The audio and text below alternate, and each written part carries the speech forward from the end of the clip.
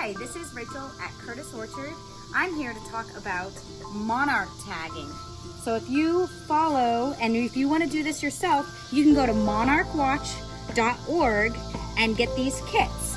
So if you know anything about monarchs, is that they migrate. They go fly from here to their winter home in Mexico. And one of the things that we're helping to do is to record data.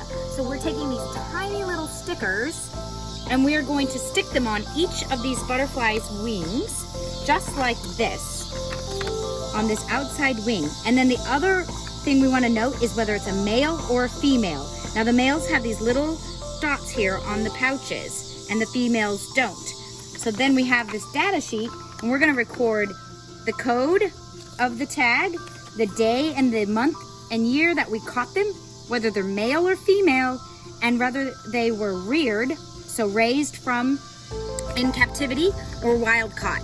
All of these monarchs were wild caught here at Curtis Orchard. And we are gonna just show you how we tag one and how we identify it. I'm gonna gently hold them by their wings together. Gently, we wanna spread the wings out and keep them from flapping. And you see these little tiny marks, these extra marks, that indicates that it's a male monarch right there and there. We're gently holding the butterfly and we're gonna stick the sticker. They're a little tricky to do, but you're gonna gently as possible, take the sticker and stick it on the wing, just like that.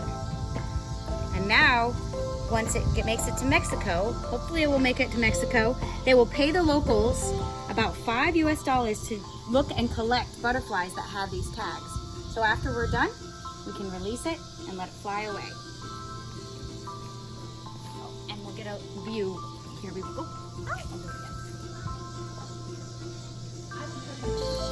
So this is how I'm gonna tag it. I'm gonna write AHAU 516. That was the one we just did.